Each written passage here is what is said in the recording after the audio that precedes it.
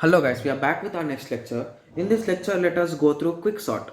So basically, whenever you ask someone what is the complex algorithm or what is the complex problem to solve in sorting, so the answer will be obviously it will be quick sort, guys. So basically, the common student, if you ask them, he will be saying that quick sort is the most complex sorting algorithm which I have ever learned. He'll be saying in that way. So basically, why quick sort is complex? Okay, so I'll be just taking a small example. From that only you can understand that why it will be a bit complex when it comes to writing an algorithm for quicksort, and we will be solving the algorithm, guys. Don't worry, we'll be discussing about the algorithm and how the algorithm works. The algorithm will not be lengthy, it will be short only, but understanding it is a bit complex. So that I'll be explaining you in the best way that I can. Okay, so don't worry about that. I'll try my level best to make it 100% clear for you. Okay, so basically quick sort. So from the name itself it is saying that it is too quick in sorting. Okay, so it is one of the best algorithm in sorting. Okay, so let us take a small example. So as usual I'll be explaining an example, then followed with explanation, and in the next lecture we'll be going through the algorithm and example. Okay, so that it will be clear for you. Okay, so let us take a small array, I mean a bit with 9 elements or 8 elements array. I'll be taking the same example which I have written in the book so that you can refer later on if needed, and I can also cross check if I do anything wrong in between. Okay, so 1 2 3 4 5 6 7 8. Okay, so the first step is you'll be considering one element as the starting and one element as the ending. So let me give me a second. I'll be checking the letters. P and R are used to indicate the first and last, and you will be selecting an element as a pivot. So some people will be calling it as pivot, some people will just be calling it as X. So it is nothing but this is a special character that you will be taking and you will be placing it in its position. Okay, so if you observe here, so where it should exactly be, 98 should be this side and 67 should be here. So that is the exact position of 67, right? So by using some small tricks, I'll be making the 67 to be in 7th place, and I'll be pushing this somehow at, sorry, sorry for that, I'll be pushing this into the last place. Okay, so I hope the objective is clear for you. So basically you will be selecting the last element as the pivot and placing that into its position, and on the left side the minimum element to that will be there, and on to the right side the maximum elements to that will be there. Clear? Okay, so let us continue. So the first step is nothing but you will be checking our required pivot whether it is greater than or less than the first element. Okay, so is 43 greater than 67? Yes or no? Yes, it is true. So it indirectly states that you need to swap the element, but the initial index is also at P, so there is no need to swap. You will be swapping the one with one only. So there is no need to, you'll be understanding why I'm talking with the swap and everything. You'll be understanding it, don't worry. Okay, or you can just even skip this step for first element. Okay, so after that you will be checking for 67 and the second element 98. Is 98, okay, sorry, I think it should be less. Okay, is 98 less than or equal to 67? Is that true?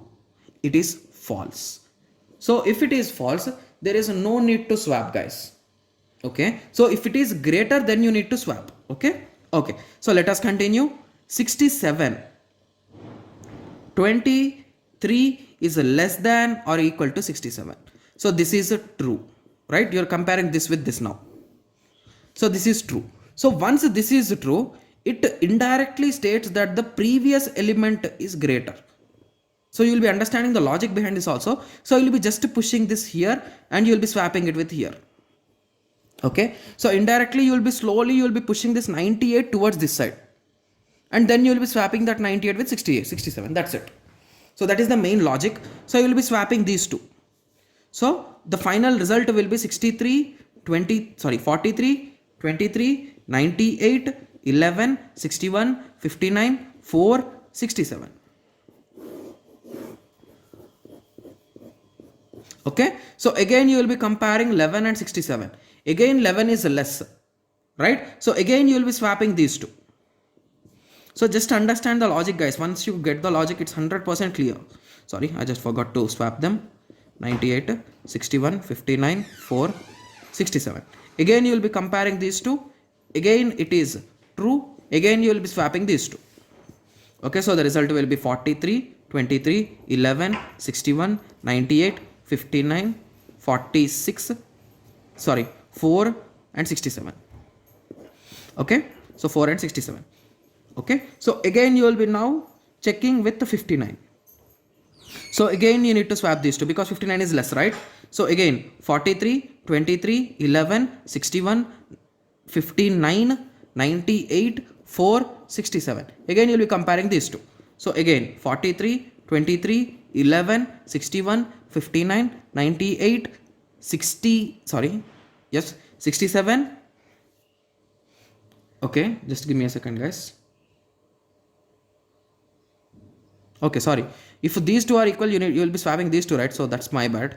4, 98 and 67. Okay. So now if you compare, these two are also in the same situation. So now you will be pushing this to this side and this to that side. 43, 23, 11, 61, 59, 4, 67 and 98. So if you notice, 67 is in its own position now. Okay. So I hope everyone got a clear idea now. So how this algorithm is working. So 67 is in its own position. So now the problem is divided into two parts. So this is the first part and this is the second part. So we don't know, or the algorithm doesn't know about the second part yet. So it considers the first part. Again, the last element is assumed as pivot and the same process continues. There is nothing changed in it. The same process continues, guys. Okay. So here 4 is the minimum number, right? So 43. So you'll be comparing with each and everything. Okay, so you will be comparing this with this. Is 43 greater? No. Sorry, is 4 greater? No. Is 4 greater? No. Is 4 greater? No. Is 4 greater? No. Is 4 greater? No. So in all the cases it is false. So you'll be directly swapping with the first with the last. So that is nothing but 4 will be coming here. 23, 11, 61, 59, 4. So now you are, sorry, this is not 4, 43. So now you are done with these two elements. I'm just making them as squares. Okay. So now you are again left out with some elements in the middle. So again, now you will be assuming 43 as the pivot. Compare. Okay, it is true. So you need to swap these two. I'll be just cutting them and writing, guys, so that it will be easy for us. Okay. Sorry. Okay, is 43 and 61. Okay, it is greater. So there is no need to swap. 43 and 59. Okay, we need to swap these two. That is nothing but 59 and 61. So at the end, you need to swap these two. So in this way, this process continues, guys. So I have just done it here. Okay, so at the end, you got 43. So now we'll be considering 43. So 43 is again swapped with 61 at the end. So we'll be getting in this way. So we'll be solving an example by using the algorithm, so that will be clear for you guys. Don't worry about that. So at the end you got in this way. So again you'll be considering this as one part, one part, one part. So this part again you'll be swapping these two. Again these will be swapped in those place. No need to swap. This is solo, so it's already swapped. So at the end you will be getting the result.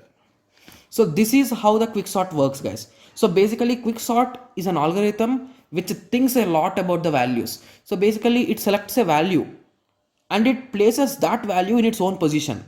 Isn't it awesome, guys? So basically this algorithm is one of the best in terms of its knowledge. Like it just understands where the element should be. It compares the values and just keeps on pushing the greater values. If you observe here, wherever it is, if any value is greater than 43, those values are slowly pushed towards itself. And at the end, it is swapped before its position. Like 61, if it is swapped with 43, automatically 43 greater values are this side. So that is the beauty of this algorithm, guys. Okay. So now let us go through quicksort. Like let us go through the theoretical parts now. And then in the next lecture, we'll be going through the algorithm and an example. Okay. Quicksort is a technique which is based on divide and conquer design technique. So here we cannot say that it is dividing exactly into half, but it is dividing into something. Okay. Okay. So in this technique, at every step, each element is placed in its own position, own proper position called pivot popularly. So we will be considering an element as pivot and we will be placing it into its common position. So selected last element of list or randomly. So basically you can select the last element, or if you want a random value, you can just write a random algorithm to, and you can find a random value, random index, and you will be sorting based on that. So that will be the pivot. So basically few says that taking the last element might not be a better idea. So in that cases they will be using some kind of other methods. Okay. So it performs very well on long lists. So basically when there are very long lists, it automatically divides it into around half. We cannot say it divides into exactly half, but it divides into around half.